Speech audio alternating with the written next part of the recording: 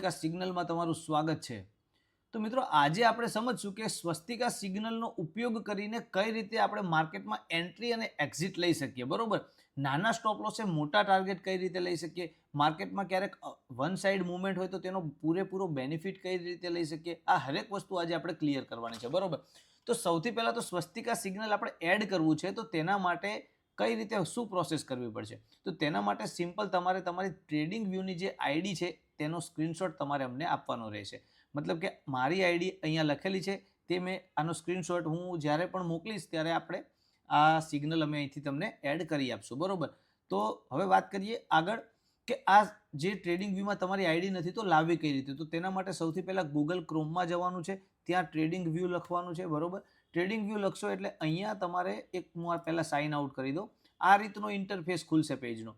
તો અહીંયા તમારે શું કરવાનું છે, સિમ્પલ આ જે અહીંયા તમારે ક્લિક કરવાનું, ત્યાં સાઇન ઇન આપશો એટલે જીમેલ આઈડીથી તમે ઓટોમેટિક તમે લોગિન કરી શકશો। અહીંયા હું સાઇન ઇન વિથ ગૂગલ કરી દઉં છું, આ મારી આઈડીથી મેં લોગિન કરી લીધું છે મિત્રો। તો જુઓ મિત્રો અહીંયા જે આર લખેલો આવી ગયો છે, મતલબ કે અહીંયા મારી આઈડી બની ગઈ છે, બરોબર। ઓટોમેટિક તમારી પણ આ રીતે આઈડી બની જશે। આ આઈડીનો સ્ક્રીનશોટ તમારે અમને મોકલવાનો છે।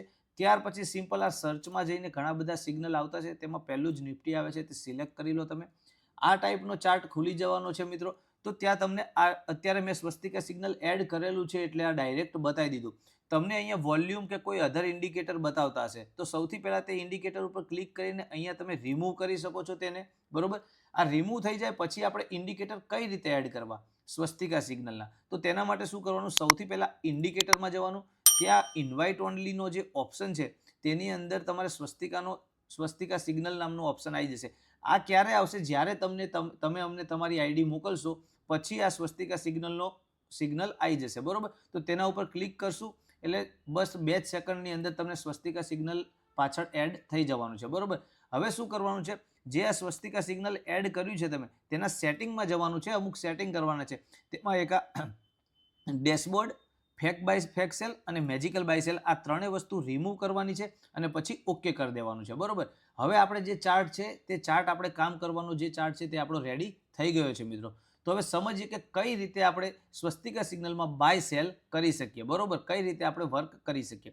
તો સિમ્પલ મિત્રો આ નિફ્ટીનો ચાર્ટ છે, 15 મિનિટનો ચાર્ટ છે, બરોબર।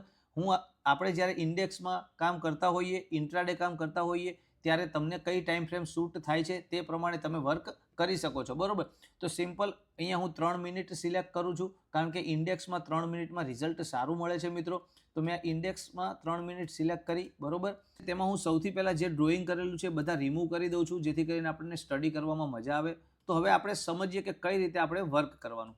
તો સૌથી પહેલું સેલ સિગ્નલ ક્યાં બતાવ્યું છે, અહીંયા બતાવ્યું। તો ચલો આપણે જઈએ સેલ સિગ્નલ પાસે, બરોબર। આ સેલ સિગ્નલને આપણે થોડું ઝૂમ કરી દઈએ છીએ, બરોબર। તો સૌથી પહેલો ક્રાઇટેરિયા છે, જ્યારે પણ કોઈ સિગ્નલ સેલ અથવા તો બાય બતાવે છે ત્યારે આપણે તરત જ એન્ટ્રી નથી કરવાની। ત્યારે શું કરવાનું, અહીંયા સેલ બતાવ્યું તો ત્યાર પછી જ્યારે પણ આ બ્લુ લાઇનને ટચ થવા આવશે ત્યારે જ આપણે એન્ટ્રી કરશું, બરોબર। તો બ્લુ લાઇનને અહીંયા ટચ થવા આવ્યું છે પણ પ્રોપર ટચ થયું નથી, તો માનો કે તમે અહીંયા એન્ટ્રી નથી લીધી તો રાહ જોઈએ આપણે પાછી। અહીંયા ટચ થવા આવ્યું છે પણ પ્રોપર ટચ થયું નથી, રાહ જોઈએ આપણે, હજુ પણ નથી લીધી। તો તમે ચેક કરશો મિત્રો તો ફર્સ્ટ ટચ ક્યાં થયું છે, તો મિત્રો અહીંયા ફર્સ્ટ ટચ થઈ ગયું છે, બરોબર। તો અહીંથી આપણે એક સેલનો સિગ્નલ મળે છે। તો અહીંયા આપણે શું કરશું, સિમ્પલ બ્લુ લાઇન ઉપર જેવું ટચ થાય ત્યારે કેન્ડલ ક્લોઝની રાહ જોયા વગર તમે સેલ કરી શકો છો અને જે આ આસમાની બ્લુ લાઇન છે તે આપણો એસએલ રહેશે। આસમાની બ્લુ લાઇન એટલે કઈ, આ મેં જે માર્ક કરી એ આ આસમાની બ્લુ લાઇન છે, આ આપણો એસએલ રહેશે, બરોબર। મતલબ મિત્રો કેટલા પોઈન્ટનો એસએલ છે તમે ચેક કરી શકો છો,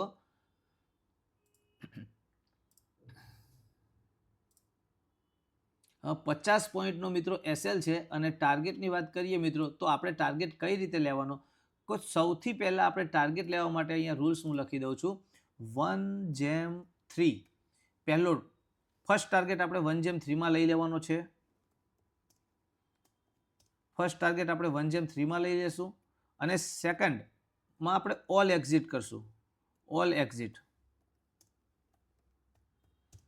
એક્ઝિટ કરવા માટે આપણે 1/10 ઓર બ્લુ લાઇનને ટચ થાય,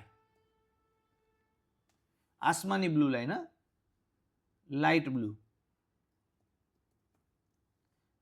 બ્લુ લાઇનને જ્યારે પણ લાઇટ બ્લુ લાઇનના ઉપર યા નીચે ક્લોઝ આપે કેન્ડલ, ઉપર યા નીચે ક્લોઝ બેઝ આપણે એસએલ રાખવાનો છે, બરોબર. આ વસ્તુ તમે મિત્રો લખી લેજો, કામ લાગવાની છે. ટાર્ગેટ કઈ રીતે લેવાનો છે? ફર્સ્ટ ટાર્ગેટ આપણે લેવાનું છે 1:3 નો, મતલબ કે આપણે અહીંયા હતું 50 પોઈન્ટ, બરોબર છે એસએલ, મતલબ ફર્સ્ટ ટાર્ગેટ 50 × 3 એટલે 150 પોઈન્ટનો થયો. તો આપણે નીચે ચેક કરીએ કેટલા પોઈન્ટ સુધી મળ્યા છે. 136 પોઈન્ટ સુધી નિફ્ટી નીચે ગઈ છે, બરોબર. ત્યાર પછી નિફ્ટી નીચે નથી ગઈ, મતલબ આપણો હજુ પણ ઓપન છે. માનો કે છેલ્લે ક્લોઝિંગમાં કોઈ વ્યક્તિ BTST કરવા નથી માંગતું, ઘરે લઈ જવા નથી માંગતું, તો ક્લોઝિંગમાં આપણો માલ કપાઈ ગયો છે. તો ક્લોઝિંગમાં કેટલામાં અહીંયા માર્કેટ ક્લોઝ હતું, મતલબ 120 પોઈન્ટ મળેલા છે મિત્રો, બરોબર. અહીંયા સુધી ક્લિયર કે સેલ સિગ્નલ આવે ત્યારે ડાયરેક્ટ સેલ નથી કરવાનું, જ્યારે પણ ફર્સ્ટ ટચ આવે ત્યારે જ આપણે સેલ કરશું, બરોબર. એવી જ રીતના આપણે બાયમાં સમજી લઈએ. બાયમાં કઈ રીતે આપણે કામ કરવાનું છે? તો જ્યારે પણ આ કેન્ડલ બાયની બને છે, બરોબર, ત્યાર પછી આપણે ડાયરેક્ટ ટ્રેડ નથી લેવાનો. જ્યારે પણ બ્લુ લાઇનને ટચ કરે છે ત્યારે આપણે ટ્રેડ લેશું અને ફર્સ્ટ ટાર્ગેટ આપણો 1:3 રહેવાનો છે. તો આ જેવું જ બ્લુ લાઇનને ટચ કર્યું આપણે ટ્રેડ લીધો. એસએલ આપણો કયો રહ્યો? આસમાની બ્લુ લાઇનના નીચે જ્યારે કોઈ બી કેન્ડલ ક્લોઝ આપે એ આપણો એસએલ. અહીંયા ગયું છે પણ ક્લોઝ આપી નથી કેન્ડલ, એટલે આપણે એસએલ કર્યો નથી. તો 1:3 18 પોઈન્ટ હતા, 20 પોઈન્ટનો આપણો એસએલ છે. તો અહીંયા ઓબ્વિયસલી 60 પોઈન્ટે આપણો ટાર્ગેટ આવી જવાનો છે, મતલબ 60 પોઈન્ટે આપણો આ 1:3 રેડી થઈ ગયું છે, બરોબર. 60 પોઈન્ટે. હવે બીજો ટાર્ગેટ આપણે ક્યારે કીધો છે લેવાનો? કે જ્યારે આપણે આ જે 18 પોઈન્ટ છે, મતલબ 180 પોઈન્ટે આપણો સેકન્ડ ટાર્ગેટ થશે, કેમ કે આપણે 1:10 કામ કરવાનું છે, બરોબર. તો અહીંયા જો 180 પોઈન્ટ થાય છે, ચેક કરી લઈએ કે 107 પોઈન્ટ સુધી જ ગયું હતું, મતલબ આપણા 1:10 ક્લિયર થયા નથી. તો બીજો એસએલ ક્યાં આવશે? જ્યારે પણ આસમાની બ્લુ લાઇનના નીચે ક્લોઝ આપે કોઈ કેન્ડલ ત્યારે, બરોબર. તો તમે ચેક કરો મિત્રો, અહીંયા આપણે આ કેન્ડલ ક્લોઝ આપી છે, મતલબ આ ટાર્ગેટ અહીંયા સુધીનો થયો. અહીંયા આપણે બીજો ટાર્ગેટ પણ નીકળી ગયા હશે, બરોબર. તો એ છે 45 પોઈન્ટ, ચેક કરી લો તમે, બરોબર. તો આપણે 45 પોઈન્ટે સેકન્ડ ટાર્ગેટ પણ આવી ગયો છે, મતલબ આપણે આ એસએલ થયો નથી અને બંને ફર્સ્ટ અને સેકન્ડ ટાર્ગેટ પ્રોફિટમાં જ કાપ્યા છે, બરોબર મિત્રો. તો બાય માટે પણ ક્લિયર થઈ ગયું કે જ્યારે પણ બાય સિગ્નલ બતાવે છે ત્યારે તરત જ કામ નથી કરવાનું. ત્યારે કામ ક્યારે કરવાનું છે? જ્યારે બ્લુ લાઇનને ટચ કરવા આવે ત્યારે આસમાની બ્લુ લાઇનના નીચે એસએલ રહેવાનો છે, બરોબર. આ બે ક્રાઇટેરિયા મિત્રો, આ બે ક્રાઇટેરિયા ઉપર જ તમારે વર્ક કરવાનું છે. હમણાં એસએલ કઈ રીતે રાખવો? તો આસમાની બ્લુ લાઇનના નીચે સેલ હોય ત્યારે એસએલ કઈ રીતે રાખવો? આસમાની બ્લુ લાઇનના નીચે જ્યારે બાય હોય ત્યારે, અને સેલ હોય ત્યારે આસમાની બ્લુ લાઇનના ઉપર. આ આપણો એસએલનો ક્રાઇટેરિયા છે. અને પ્રોફિટનો ક્રાઇટેરિયા, ફર્સ્ટ ક્રાઇટેરિયા છે 1:3 અને સેકન્ડ ક્રાઇટેરિયા છે 1:10, અથવા તો પછી આસમાની બ્લુ લાઇનને ફોલો કરીને એસએલ તમે રાખી શકો છો મિત્રો. જો તમને આની અંદર કંઈ નથી સમજાતું મિત્રો, તો તમે અમને હવે આ જે વસ્તુ આપણે સમજ્યા તેનું બેક ટેસ્ટિંગ તમે જે પણ વસ્તુમાં કામ કરો છો તેમાં કરી જુઓ. 1 minute, 3 minute, 5 minute, 15 minute time frame તમે સિલેક્ટ કરો. તમને કેમાં વધારે અનુકૂળ લાગે છે તેમાં તમે ટ્રેડ કરો. અને કઈ વસ્તુ ના સમજાય તો તમે અમને ડાયરેક્ટ સંપર્ક કરી શકો છો. તમે ઇન્સ્ટાગ્રામ, જો મિત્રો તમને કશી વસ્તુ આમાં નથી સમજાતી તો તમે અમને P for Profit Instagram page છે અને બીજું સ્વસ્તિકા સિગ્નલ પણ ઇન્સ્ટાગ્રામ પેજ છે. આ કોઈ બી પેજ ઉપર તમે અમને ફોલો કરીને તમે અમને ડાયરેક્ટ મેસેજ કરી શકો છો, જેથી કરીને અમે તમારા પ્રશ્નનું સોલ્યુશન લાવી શકીએ. તો મિત્રો મળીએ નવા જ આ ટાઈપના વિડીયો માટે નવા કન્ટેન્ટ સાથે. અને જો વિડીયો સારો લાગ્યો હોય તો P for Profit પેજને સબસ્ક્રાઇબ કરીને જજો. અને આ જ ટાઈપના કન્ટેન્ટ માટે આપણે ફરીવાર મળતા રહીશું મિત્રો. જય માતાજી.